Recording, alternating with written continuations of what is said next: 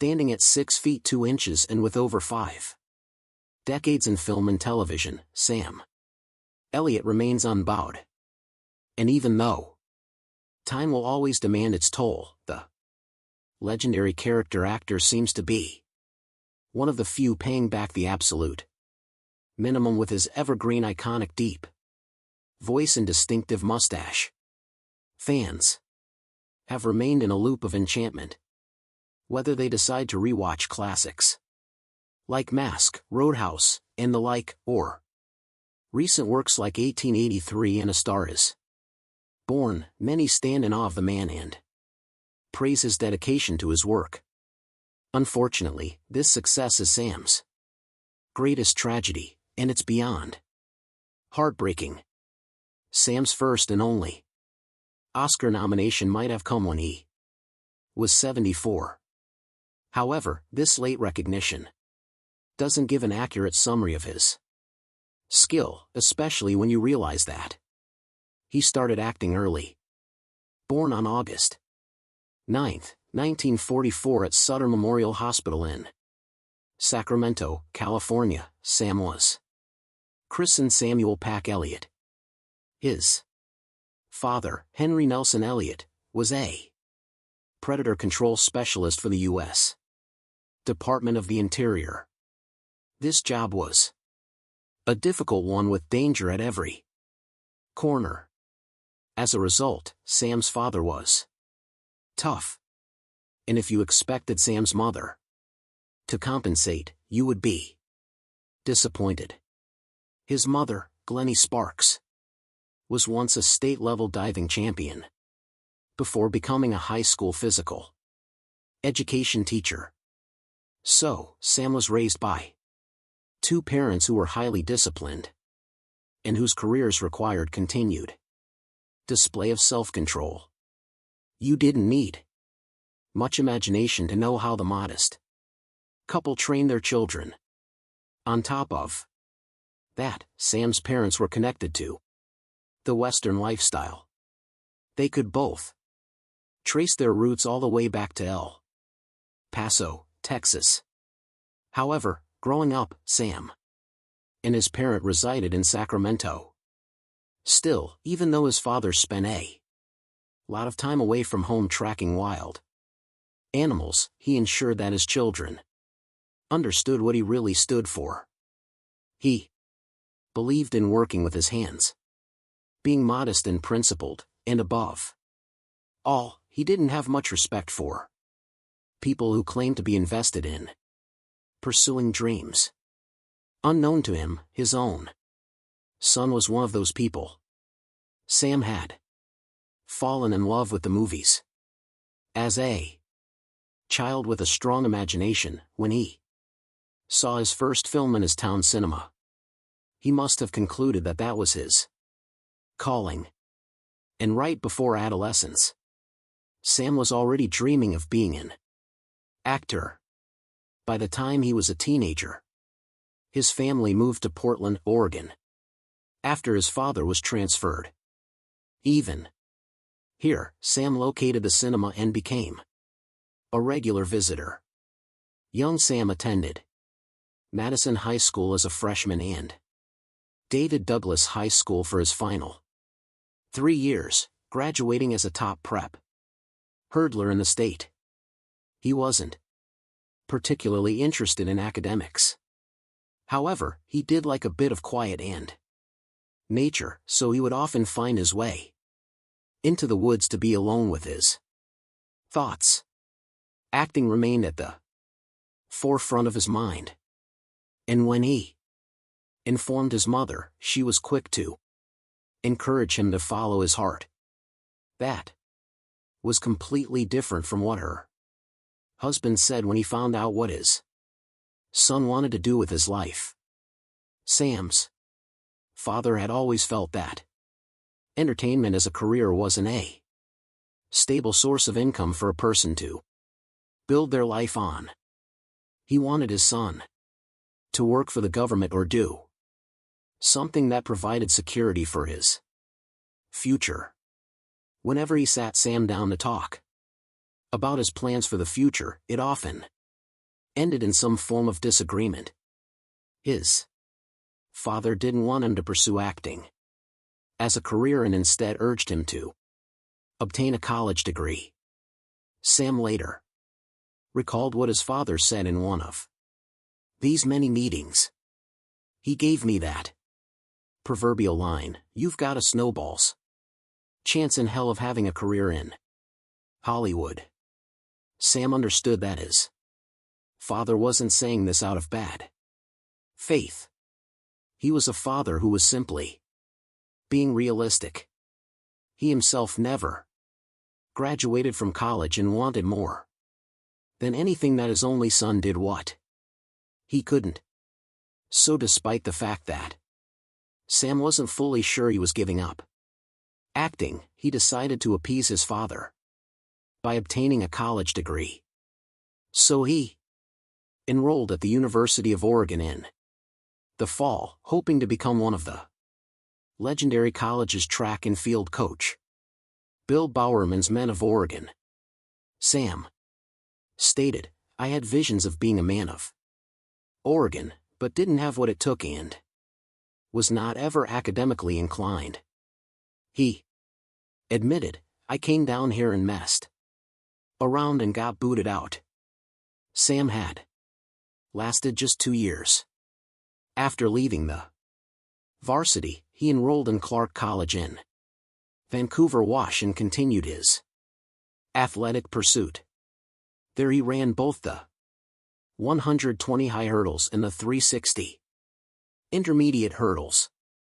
Still, Sam found a way to do some acting, appearing in the college's production of Guys and Dolls. After obtaining a 2-year degree at Clark College, he re-enrolled at the University of Oregon. He pledged the Sigma Alpha Epsilon fraternity, still hoping to obtain a 4-year degree. But again, Sam was having a hard time making the academics part work in his favor. And while he was trying his best, tragedy struck. His father had died of a heart attack in Portland. He was 54 years old. That news broke 18-year-old Sam, remembering, he stated, "That killed me." He and his beloved father still hadn't agreed upon the career he wanted to pursue. Sam felt his father died, still believing his son's mind was set on the wrong path. And what breaks Sam's heart is that the old man never got a chance to see what became of the said path. For him, this was the wound that never fully healed. His father's death was the last straw that broke the camel's back. Sam quit school and relocated to Los Angeles to pursue a career in acting. He later said of his decision to go against his father's wishes, "He was a realist, my dad. He was a hard worker. He had a work ethic that I fashion mine after, and I thank him for that every day." Following his move to LA, Sam soon signed as a contract player with 20th Century Fox and got his first role on the TV cop drama Felony Squad during the 1968-1969 season. Around this time, Sam worked in construction while studying acting and served in the California Air National Guard's 146th Airlift Wing, which was known as the Hollywood Guard at Venice Airport before the unit moved to Channel Islands Air National Guard Station. Then, after that, he landed his first film role in 1969's Butch Cassidy and the Sundance Kid, which also starred Catherine Ross, the woman he would spend the next 4 decades with. He and Ross reunited 9 years later, and that was when they began dating. In Butch Cassidy and the Sundance Kid, Sam's role was small and almost insignificant. He was simply the card player number 2, sitting at a poker table without a single line of dialogue. But Sam humbly played even that small role well, seeing it as an opportunity to learn from the bigger stars. And throughout the next decade, this was the strategy he stuck with. Working diligently in guest and supporting roles, he chose to grow his hair long and allowed his mustache become fuller.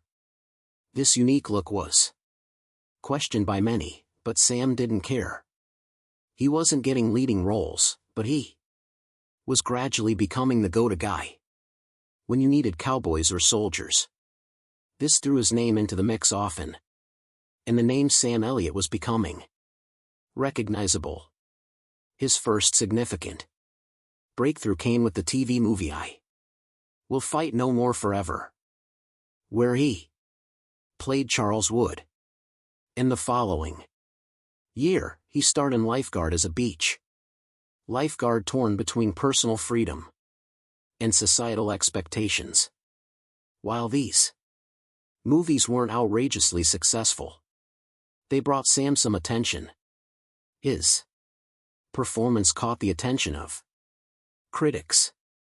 A man who didn't need many words, yet could make audiences feel every emotion through a single look.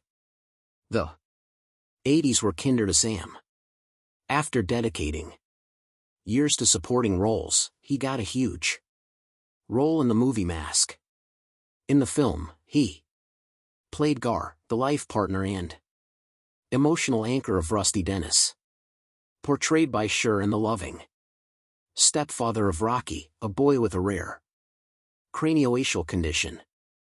This was a more challenging role for Sam, who had spent a significant amount of time being in stoic roles to the point where critics were beginning to insinuate that was all he was good for.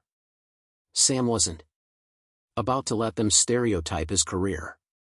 So, behind the scenes, he worked on building an emotional connection with his co-stars off camera. He worked with child actor Eric Stoltz in order to have a very natural father-son dynamic on camera.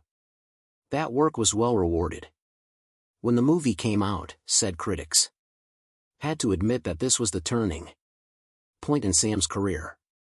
He was now a versatile actor with profound emotional depth.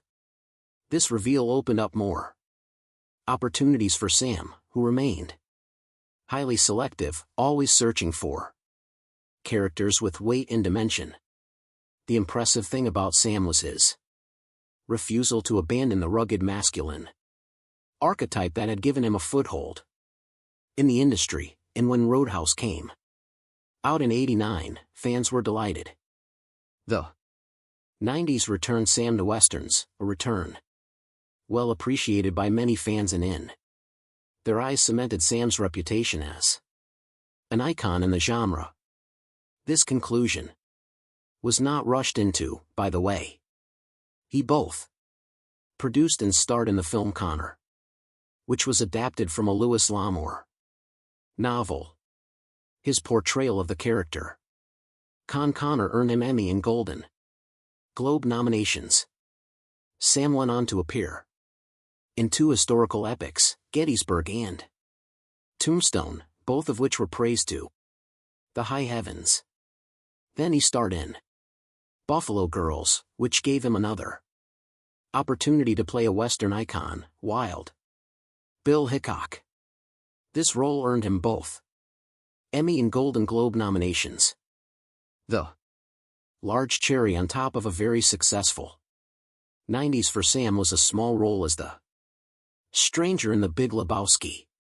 Sam appeared in only a few scenes as the mysterious narrator with a deep, warm voice. The role became an iconic piece of American cinema and arguably Sam's most lasting cultural impression. His role as the stranger has become so timeless that decades after the movie's release, it is still referenced in reverence. All his work in westerns paid off with widespread recognition in the genre. In 2007, the National Cowboy and Western Heritage Museum inducted him into their Hall of Great Western Performers. Jump to 2017. New generations that had heard of the legend of Sam Elliott were in for a treat when Sam played an aging Western actor, confronting illness, regret, and his own fading legacy in the almost. Let us know in the comments. And don't forget to like, share, and subscribe for more updates just like this.